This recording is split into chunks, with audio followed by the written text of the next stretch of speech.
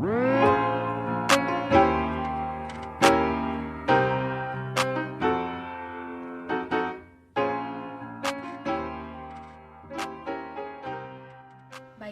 saya akan menjelaskan tentang sistem ekonomi sebagai alat pencapaian tujuan bersama. Sistem ekonomi yang diterapkan dalam suatu negara berbeda dengan negara lainnya. Dasar-dasar pemahaman tentang sistem ekonomi sebagai alat ekonomi yang pemanfaatannya berkaitan dengan perkembangan sosial masyarakat. Karena itu, sistem ekonomi yang diterapkan di suatu negara belum tentu berhasil jika diterapkan dalam negara lain. Sistem ekonomi adalah salah satu alat guna mencapai tujuan kehidupan bersama suatu bangsa atau negara.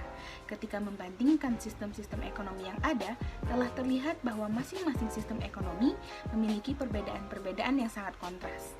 Namun, di antara perbedaan-perbedaan tersebut terdapat satu persamaan mencolok, yaitu setiap sistem ekonomi disusun untuk mencapai tujuan akhir yang gilang gemilang.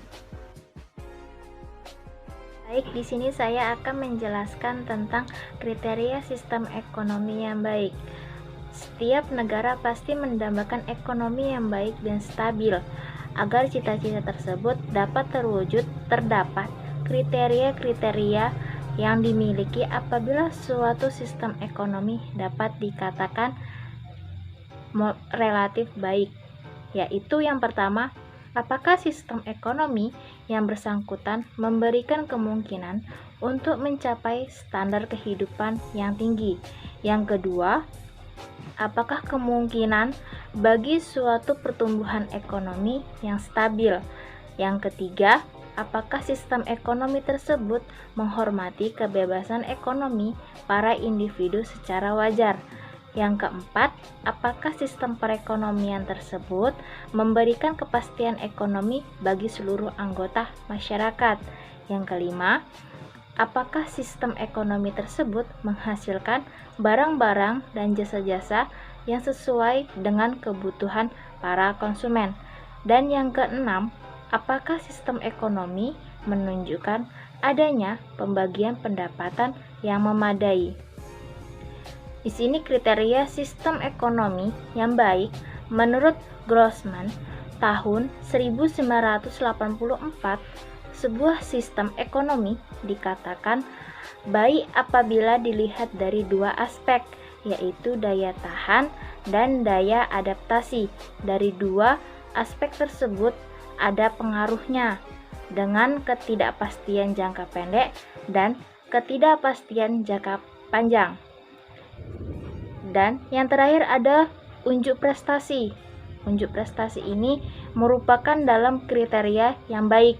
Dalam unjuk prestasi ini ada 5 aspek yang mempengaruhi, yaitu yang pertama kemakmuran, yang kedua pertumbuhan, yang ketiga produktivitas, yang keempat pemberdayaan, dan yang kelima lingkungan hidup. Jika 5 aspek tersebut sudah ada dalam masyarakat, berarti sistem perekonomian yang ada di Indonesia bisa dibilang sukses atau bisa dibilang tepat sasaran. Baiklah teman-teman, di sini saya akan menjelaskan mengenai sejarah sistem ekonomi Pancasila. Nah, setiap negara pastinya sangat menginginkan suatu sistem ekonomi yang tepat untuk diterapkan pada negaranya. Begitupun dengan Indonesia. Untuk melakukan penetapan sistem ekonomi yang tepat ini bukanlah hal yang mudah, karena Indonesia juga sudah melewati berbagai proses pemikiran yang cukup kritis. Nah, berikut adalah beberapa tokoh-tokoh negara yang memberikan pemikirannya untuk diterapkan sebagai sistem ekonomi, yaitu Bung Hatta dan Sumitro Jojo Hadikusumo. Yang pertama adalah Bung Hatta.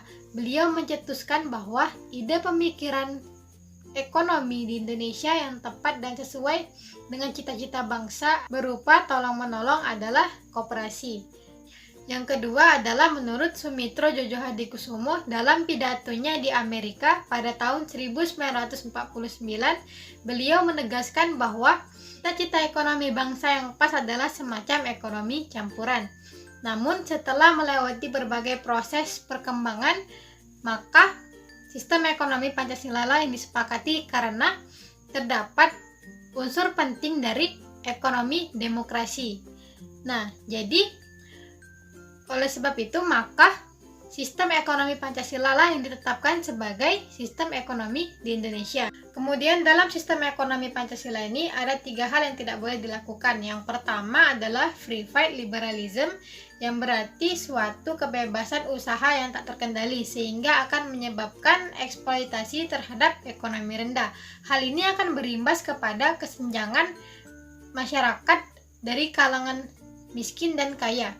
Nah, yang kedua adalah etatisme, yang merupakan ikut campur pemerintah yang terlalu dominan sehingga akan membatasi motivasi dan kreativitas masyarakat dalam usaha dan bersaing secara sehat. Kemudian yang ketiga adalah monopoli. Nah, monopoli ini adalah suatu kekuasaan yang dimiliki oleh sebuah pihak ataupun sebuah kelompok sehingga akan membuat masyarakat tidak mempunyai pilihan lain untuk menentukan selain mengikuti keinginan para monopolis tersebut. Baiklah teman-teman, saya rasa cukup untuk penjelasan mengenai sejarah sistem ekonomi Pancasila. Selanjutnya akan dijelaskan oleh rekan saya. Terima kasih. Baiklah, saya Meliana Ajasari. Saya akan menjelaskan mengenai evolusi pemikiran sistem ekonomi Pancasila. Sistem ekonomi Pancasila adalah suatu sistem ekonomi yang berdasarkan nilai dan moral Pancasila. Sistem ekonomi Pancasila menjadi identitas perekonomian di Indonesia. Sistem ekonomi Pancasila mempunyai nama lain yaitu sistem demokrasi ekonomi. Sistem demokrasi ekonomi dan sistem ekonomi Pancasila mempunyai arti yang sama. Sistem ekonomi Pancasila terdapat unsur-unsur demokrasi, maka dari itu sistem ekonomi Pancasila bisa disebut dengan sistem demokrasi ekonomi. Adapun pasal-pasal yang menjadi pondasi terhadap sistem ekonomi Pancasila. Yang pertama itu ada pasal 33, pasal 23, dan pasal 34 Undang-Undang Dasar 1945. Baiklah, terima kasih. Selanjutnya akan dijelaskan oleh rekan saya. Baiklah, di sini saya akan melanjutkan pemaparan dari hasil diskusi kami, yang mana saya akan menjelaskan tentang pasal-pasal ekonomi di dalam Pancasila. Setidaknya itu terdapat 3 pasal yang menjadi pondasi tentang sistem ekonomi Pancasila ini sendiri, yaitu pasal 33, pasal 23, dan terakhir adalah pasal 34 yang terdapat di dalam Undang-Undang 1945. Yang mana pasal 33 ini terdiri dari 3 ayat. Ayat yang pertama, perekonomian disusun sebagai usaha bersama berdasarkan atau asas kekeluargaan. Yang ayat kedua, cabang-cabang produksi yang penting bagi negara dan menguasai hajat hidup orang banyak dikuasai oleh negara. Yang ayat yang ketiga adalah bumi dan air dan kekayaan alam yang terkandung di dalamnya dikuasai oleh negara dan dipergunakan untuk sebesar-besarnya demi kemakmuran rakyat. Pasal 23 berbunyi, ayat 1, anggaran pendapatan belanja diterapkan tiap tahunnya dengan undang-undang.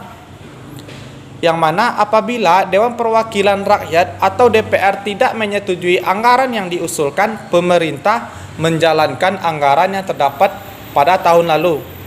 Pada ayat 1 di atas itu ditafsirkan bahwa keputusan pemerintah tentang anggaran harus berdasarkan hak dan kedaulatan rakyat yang diwakili oleh para anggota DPR atau Dewan Perwakilan Rakyat.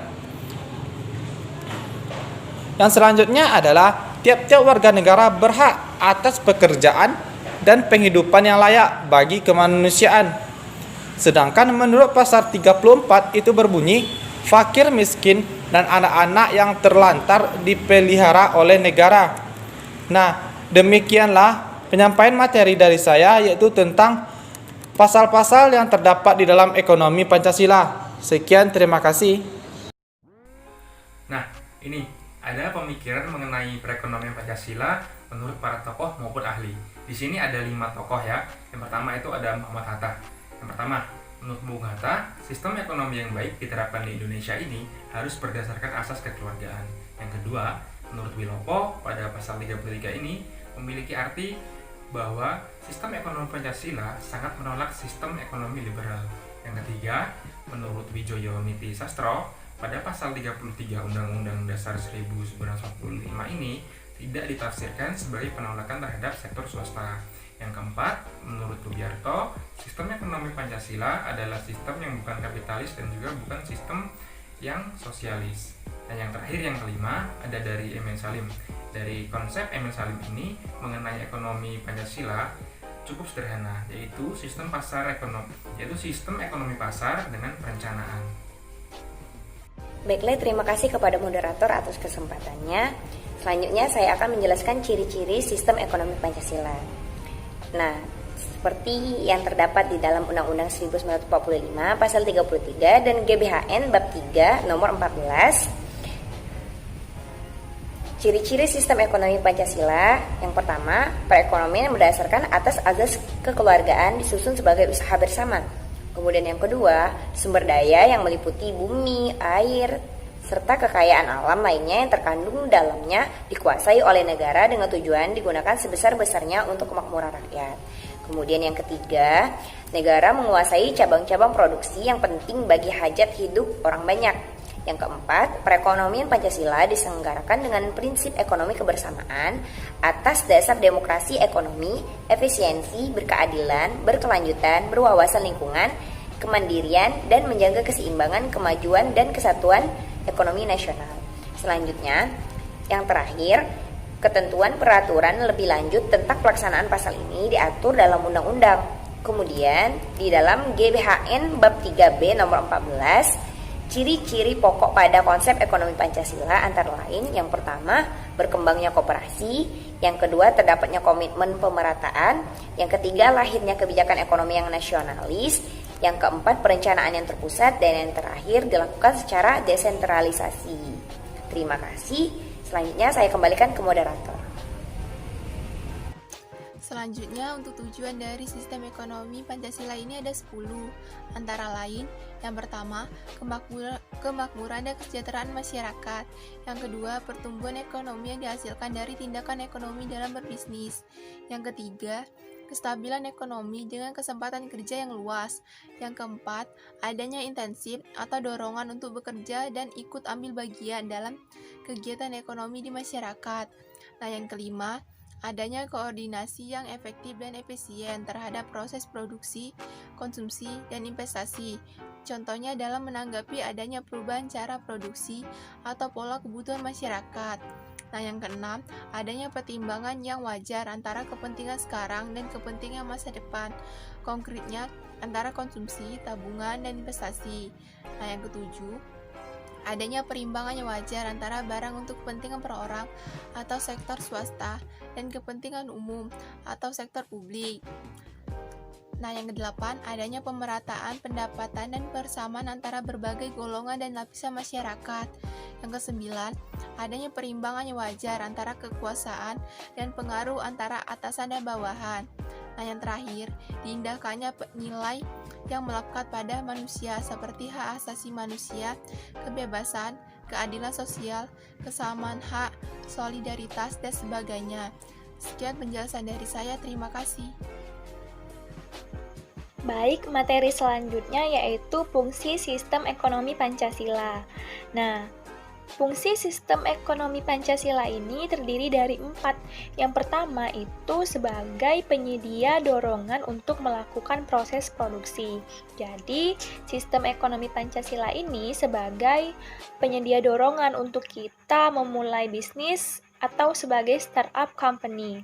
Yang kedua, supaya dapat tercipta koordinasi yang tepat dalam sebuah aktivitas individu di bidang perekonomian. Nah, fungsi yang ketiga itu untuk mengatur pembagian hasil dari suatu produksi dalam seluruh anggota masyarakat supaya bisa terlaksana dengan sesuai harapan dan tujuan yang diinginkan.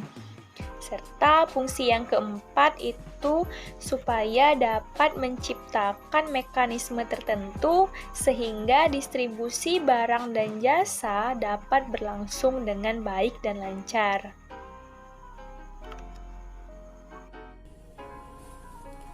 Baiklah, di sini saya akan menjelaskan bagaimana contoh penerapan ekonomi Pancasila di Indonesia. Di sini terdapat 3 contoh penerapan. Yang pertama koperasi, BUMN, dan serikat buruh. Yang pertama adalah koperasi. Adanya koperasi merupakan salah satu wujud penerapan ekonomi Pancasila yang dapat memajukan perekonomian. Dilihat dari institusinya. Koperasi merupakan usaha kolektif berasaskan kekeluargaan. Pengelolaan dan distribusi kekayaannya dikuasai oleh para anggota, sehingga tidak adanya kesenjangan ekonomi antar individu. Namun, popularitas koperasi kian tenggelam. Hal ini terlihat dari banyaknya koperasi di Indonesia yang tinggal papan namanya saja. Yang kedua adalah BUMN. Nah, BUMN ini adalah singkatan dari Badan Usaha Milik Negara. Adanya BUMN mengindikasikan eksistensi peran negara dalam mengelola perekonomian di Indonesia. Jika BUMN mengalami privatisasi, maka bisa dilihat sebagai indikasi berkurangnya peran negara dalam pengelolaan perekonomian negara. Yang ketiga adalah serikat buruh. Serikat buruh ini merupakan bentuk gerakan kolektif kelas pekerja. Relasi antar pekerja dan pemodal yang rentan eksploitasi bisa diantisipasi atau dikurangi dengan adanya serikat buruh.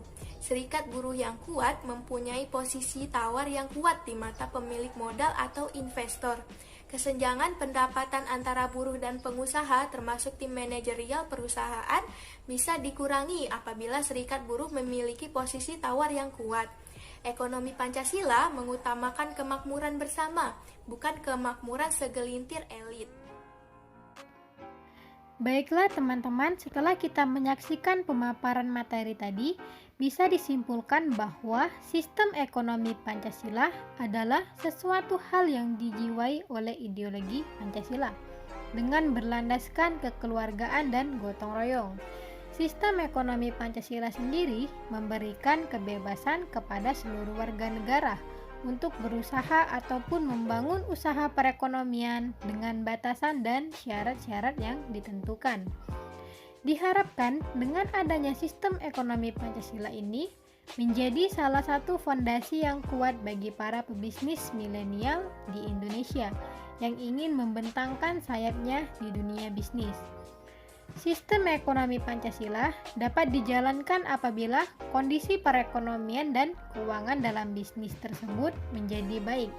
Bahkan tidak sedikit para pelaku bisnis mengindahkan hal tersebut. Baiklah teman-teman, itulah pemaparan materi dari kelompok kami. Jika ada kesalahan kami mohon maaf, kepada Allah kami mohon ampun. Kami akhiri, wassalamualaikum warahmatullahi wabarakatuh. Terima kasih.